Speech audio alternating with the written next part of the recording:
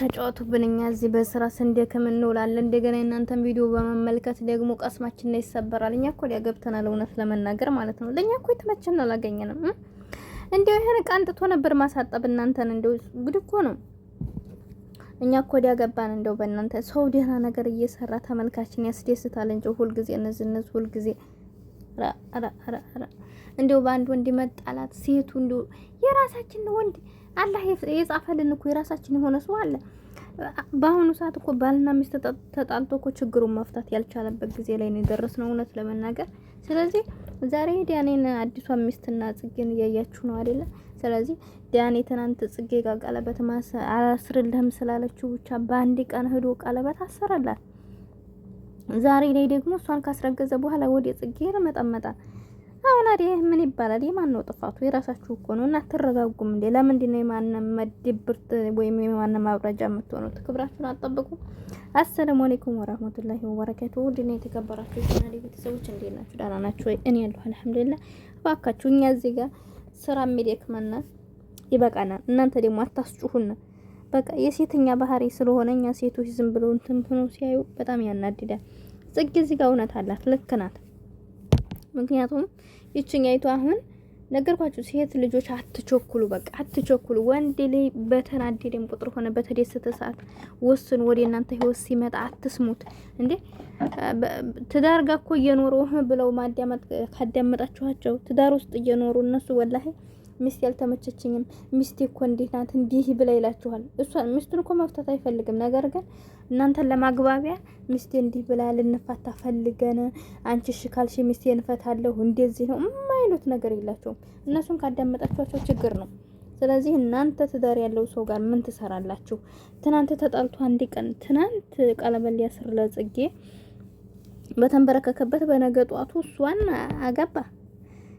ለጽጌ የተገዛው ቀለበትም ሊሆን ይችላል ያን ቀለበት። ስለዚህ እናንተ እንዲህ አይነት ሰዎች ለምንድን ነው በቃ ለምንድን ነው እንደዚህ አይነት የሰው ድብርት መላቀቂያ የምትሆኑት? አንዱን ቢስላቸው እነሱን መበቀያ የምትሆኑት ለምንድን ነው? የራሳችሁን ክብር አጠብቁም እንዴ? ለምን ትቸኩላላችሁ? ይህ ሰው ላይ እንደው መጥቶ ለነገሩ እንኳን መጥቶ ጠይቋችሁና ያው እንግዲህ በግድ እያየን አይደልና ሄርሜላ ከሰው ህይወት ውስጥ ገብታ እያባበለች ያለችው እኔ ደግሞ በጣም ነው የሚገርመኝና እባካችሁ የሆነ ድራማ ካልሆነ ይሄ ነገር ሴቶች እባካችሁ ተጠንቀቁ። የእናንተ ያለውን እንጀራ ማንም አይበላውም ይሻግታል እንጂ። ስለዚህ እናንተ ያለውም ሰው ደግሞ በጊዜው ይመጣል። ከዛ ውጭ ግን በራሳችሁ እንደሆነ የማትፈልጉትን ነገር በሰው ላይ ለማድረግ አትሞክሩ። በጣም ያናድዳል። ስሜታዊ ሆኜ ለተናገርኩት በጣም ይቅርታ አድርጉልኝ። የዘንድሮ ዩቲዩበሮች ምንም አንድ ጀታ ነገር የሚሰሩት አናያቸውም። በቃ ሁሉም ሰው በቃ የተጨመላለቀ። ከዚህ ውጭ ሌላ ነገር አታውቁም እንዴ? ሌላ ስራ የለም እንዴ? ስንት ኸይር ስራ አለ፣ ስንት መልካም ስራ አለ። ሰዎችን የሚያስተምር የተቸገሩ በሊቢያ በረሃ ላይ ስንቱ እየተቃጠለ በባህር የሚሞቱትን ስንት አለ። ሀገራችን ጦርነት እንደዚህ እየተረባበሸ ስንት መከራችሁን እያየ እናንተ ዝም ብላችሁ በሴት እና በወንድ ዝም ብሎ በማይረባ እንትን ትላላችሁ እንዴ? ይሄ በውሸተኛና አንተናችሁን ስንት ሀሳብ አለብን። ሌላ ነገር አሰሩ እና በጣም ያሳፍራል። በተለይ ሴቶች ክብራችሁን ጠብቁ ባካችሁ። ወንድ ልጅ ከዛኛይቱ ጋር ተጣልቶ የሱ ድብርት ማራገፊያ አትሆኑ። ለምንድን ነው የሴት ልጅ ህመም ሊያማችሁ ይገባል። የእውነት ዛሬ ዋጋ እየከፈላችሁ ያላችሁት ለዛ ነው። ትናንትና ጽጌ በርግጥ ጊዜው አይደለም እንጂ አልወድህም አላፈቅረህም ወይም ደግሞ ለሱ ያላትን ስሜን ጠቅቃችሁ ታውቃላችሁ። እንዲጠይቃት ሁሉ ስትፈልግ ነበር ለስንት አመታት ሰዓት። ዲያኔን የሚያናድደው ነገር ቢኖር ትዳር ፈልጋለሁ ማግባት ፈልጋለሁ ስትል ከርማ ዛሬ ላይ ቀለበት ሳደርግላት ለምንድን ነው ጊዜው አይደለም ያለችው ብሎ ተናዶባት ነው እንደዛ ሆኖ የነበረው። እሷ ደግሞ የራሷ ምክንያት ይኖራታል። እንግዲህ ሰው ላይ ይኖረዋል ምክንያት። እንደልኳችሁ በጠየቃት ሰዓት ያንንም ያለችበትን ይቅርታ ብላለች። እሱ ቆም ብሎ ማዳመጥ መቻል አለበት። ጊዜም ሊኖራችሁ ይገባል። ሰው በተናደደ ሰዓት ሌላ ውስጥ አትግቡ። ወንዶቹም ብትሆኑ ለምንድን ነው እንደ ብቻችሁን ትንሽ መቆየት አትችሉም እንዴ? እስኪያስተውሉ። በጣም ጸጽቶታል። ትናንትና አርግዣለሁ ስትለው በጣም ነው የጸጸተው። ለምን ከጽጌ ያለውን ፍቅር አልቆረጠለትም። በድንገትም ነው እሷን ለማስቀናት እንጂ ሄደው አስቦበት እንዳልሆነ እንደዛ ነው። ብዙ ወንዶች ይህን የሚያደርጉት። ወዲና ሄሉ ህይወት ብንመለከት አሁን ይሄ ያ በሚባል ማለት ነው የሄሉን ህይወት ያውቃል እስካሁን ያኔ ከእንደልክ ጋር ስንት ሆና እንዲወጣይ ከናቲ ጋር እንዲወጣይ አሁን ላይ ደግሞ እሱ ወንድሟን አግታለሁ ብሎ በዛ ሰበብ መጣ ወደ ህይወቷ ስንት ነገር ተንከራቶ ሀገኛት በኋላ ቀለበት ባሰረ በሁለት ቀን ነው እንግዲህ እንዲህ አይነት ሙሲባ መጣ አስቡ። ስለዚህ አሁን ለምንድን ነው አሁን የእሷ ጋር ዛሬ ላይ እሷ ጋር ሄዶ ተላትሞ ምን ታረጋለህ ይሉታል። ያልጨረስኩት ችግር ስላለ ልጨርስ ነው። ጉዳያችሁን ችግራችሁን ሳጨርሱ ሴት ላይ ለምን ትንጠላጠላላችሁ? ሴቶች ውስጥ ብትሆኑ ከዛ ሰው ሳቆርጡ ከዛ ሰው ነገሮቻችሁን ሳጨርሱ ለምንድን ነው ሌላን ሴት ለመረበሽ መሞከሩት? ለምንድን ነው የእናንተ እንትን ወላሂ በጣም ይደብራል። እና እኔ ብዙ ሰዎች ለዛም ነው በቃ የሰው ልጅ በትዳር ውስጥ አይነጋገርም ማለት አይደለም። በኖርማል ጓደኛሞችም መሀል ጸብ ይፈጠራል። ግን በተጣላን ቁጥር ሄዶ ሌላ ጓደኛ እንትን ማለት ወይ ደግሞ ለሰው እንትን ማውራት የሆነ ነገር ራስን ሌላ አደጋ ውስጥ መክተት አይደለም። ተረጋጉ እስኪ ቆም ብላችሁ አስቡ እና ቆም ብሎ ማሰብን ልመዱ። እንደዚህ አይነት ጸባይ ያለው ሰው ሲጀምር ለማንም አይሆንም። በቃ መረጋጋት ከሌለ ለራስም ማጣቅሙ ለሰውም ማጣቅሙ አስቸጋሪ ነውና እንደዚህ አይነት ነገሮችን ብትቆጠቡ የተመረጠ ነው። ስለዚህ ይቺ ልጅ አሁን ትናንትና ከነክብሬ ነው ያገኘኝ ብላለች። ጽጌም ደግሞ እኔ ምንም ከነክብሬ ነው ያገኘኝ አለች።